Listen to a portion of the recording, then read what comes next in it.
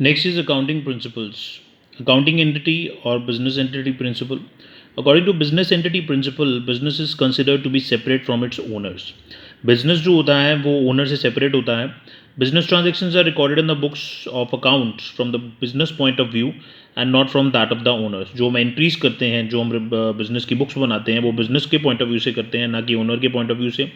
Owner being regarded as separate from the business and are considered as creditors of the business to the extent of their capital. इसीलिए जो owner business में पैसे invest करता है और जिसे हम कैपिटल का नाम देते हैं, वो बिजनेस की लाइबिलिटी बन जाता है. क्यों? क्योंकि ओनर और बिजनेस दोनों सेपरेट आइडेंटिटीज माने जाते हैं.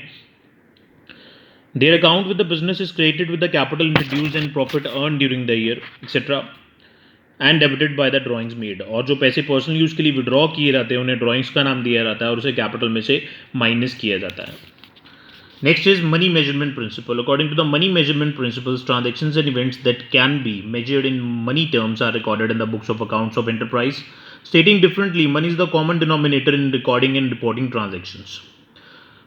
सिर्फ उन्हीं चीज़ों को बुक्स में रिकॉर्ड किया जाता है जिन्हें पैसे में मेजर किया जा सकता है. वो वाली चीज़ें जिन्हें पैसे में मेजर नहीं किया जा सकता उन्हें अकाउंटिंग बुक्स में भी रिकॉर्ड नहीं किया जाता. This principle suffers from two major limitations. Transactions and events that cannot be measured in money terms are not recorded in the books of accounts, however important they may be to the enterprise. For example, human resource. देखिए, किसी भी company का, किसी भी business का जो human resource होता है वो उसका एसेट होता है, मेन एसेट होता है. उनकी एफिशिएंसी जो होती है उस पर कंपनी की प्रोग्रेस डिपेंड करती है, लेकिन उन्हें बुक्स ऑफ अकाउंट्स में रिकॉर्ड नहीं किया जाता इन स्पाइट ऑफ दैट कि they are termed as assets. क्यों? क्योंकि उन्हें मनी में मेजर नहीं किया जा सकता. Second limitation is the value of money is considered to have static value as the transactions are recorded at the value on the transaction date. ठीक है जी. दूसरी चीज़ है कि इसमें मॉनेटरी वैल्यू यानी कि पैसे की कीमत कितनी कम हुई है या बढ़ी हुई है, इन चीज़ों को इग्नोर कर दिया जाता है. Next is accounting period principle. According to the accounting period principle, the life of an enterprise is broken into smaller periods so that its performance is measured at regular intervals. देखिए, business में going concern assumption में हम ये मान के चलते हैं कि बिजनेस बहुत ही लॉन्ग ड्यूरेशन तक चलेगा, लेकिन फिर भी इसकी अकाउंटिंग रिपोर्ट्स के लिए एक स्टैंडर्ड टाइम डिसाइड किया गया है जो कि है 12 मंथ्स. ठीक है जी. ये अकाउंटिंग पीरियड प्रिंसिपल पे ही बेस्ड है. ऐसा क्यों किया गया है कि बिजनेस के साथ जो पर्सन जुड़े हुए हैं, जो आउटसाइडर्स इन्वॉल्व हैं, उनकी क्यूरियोसिटी को ख़त्म करने के लिए the accounts of an enterprise are maintained following the going concern concept, meaning the enterprise shall continue its activity for a foreseeable future. Users of financial statement, especially the management and banks, required information from the business at regular intervals so that the decision can be taken at the appropriate time. ठीक है जी. ये सारे persons जो हैं वो क्यों interested हैं? क्योंकि उन्होंने प्रॉपर डिसीजन लेने होते हैं, चाहे वो सुधार के डिसीजन हो या कोई और डिसीजन हो.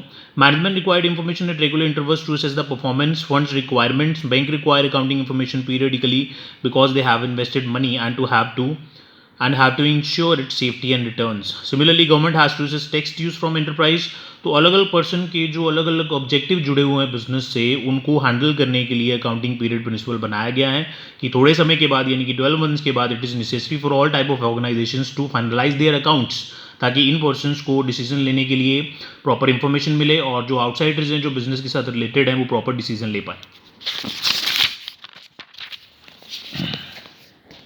Next is full disclosure principle. According to principle of full disclosure, there should be a complete and understandable reporting on financial statement of all significant information relating to the economic affairs of the entity. Apart from legal requirements, good accounting practices require all material and significant information to be disclosed. देखिए, full disclosure principle ये कहता है कि हमें अपनी books में सारी की सारी साफ और पूरी तरह से इंफॉर्मेशन, सच्ची इंफॉर्मेशन को डिस्क्लोज करना चाहिए.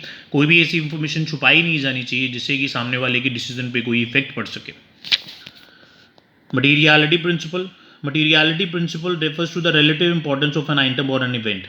According to the American Accounting Association, an item should be regarded as material if there is a reason to believe that the knowledge of it would influence the decision of an informed investor.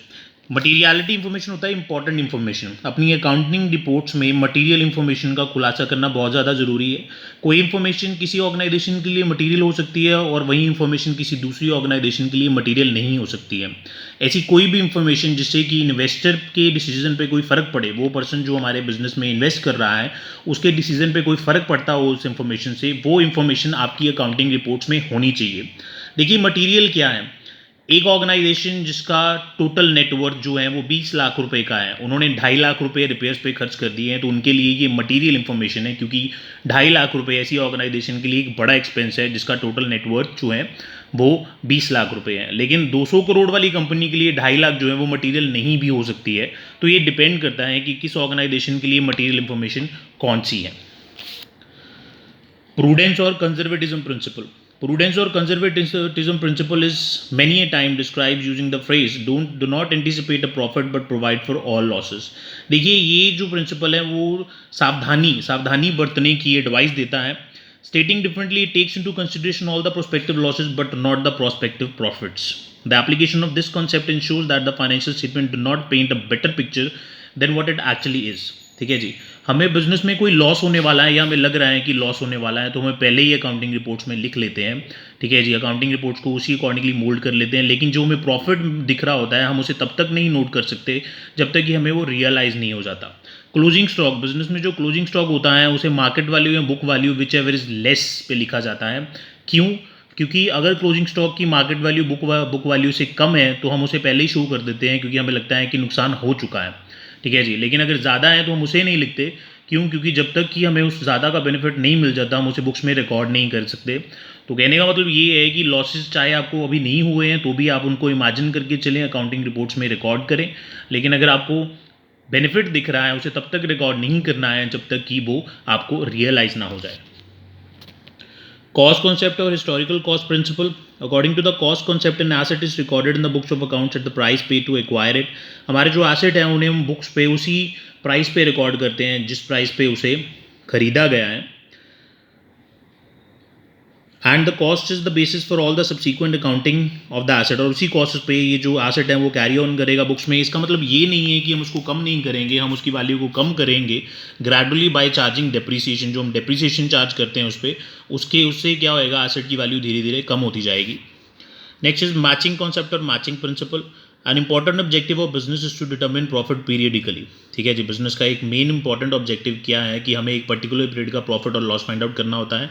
ये तभी हो सकता है जब उस particular period के expenses और incomes का डिफरेंस क्रिएट किया जाए। ठीक है जी, 1 अप्रैल से लेकर 31 मार्च तक जो हमारा अकाउंटिंग पीरियड होता है उसका प्रॉपर प्रॉफिट या लॉस फाइंड आउट करने के लिए ये प्रिंसिपल बनाया गया है। It is necessary to match revenue of the period with the expenses of that period to determine correct profit for accounting period. Profit earned by the business during a period can be correctly measured only when profit जो business ने earn किया है उसे correctly major तभी किया जा सकता है जब उस पर्टिकुलर टाइम के ही एक्सपेंसेस और रेवेन्यू को रिकॉर्ड किया गया हो। चाहे हमने वो एक्सपेंसेस पे किए हैं या नहीं किए हैं, वो ड्यू हैं, चाहे हमारे को रेवेन्यू जो है वो आ चुकी है या आने वाली है वो भी अभी पेंडिंग है, तब भी हमें उसको रिकॉर्ड करना है ताकि प्रॉपर जो प्रॉफिट और लॉस है एक पर्टिकुलर टाइम पीरियड का उसे फाइंड आउट किया जा सके। Dual aspect or duality principle. According to the dual aspect concept, every transaction entered into by an enterprise has two aspects. जो भी ट्रांजेक्शन हम बिजनेस में रिकॉर्ड करते हैं उसके दो एस्पेक्ट्स होते हैं, एक डेबिट और credit.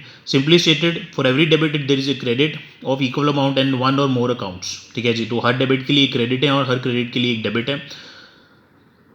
For example, Rahul start a business with capital of ₹1 lakh. इसमें दो चीज़ें इन्वॉल्व हैं, कैश और कैपिटल। तो अगर अकाउंटिंग इक्वेशन के बेसिस पे इसको हम देखें तो कैश और कैपिटल दोनों में ₹1 लाख आ जाएगा। Suppose further the enterprise borrows a bond from bank, its asset will increase, but this will mean that out of total assets amount equal to borrowing is payable to the outsider. तो उसी तरह से हमारे asset बढ़ जाएंगे और हमारा claim बढ़ जाएगा।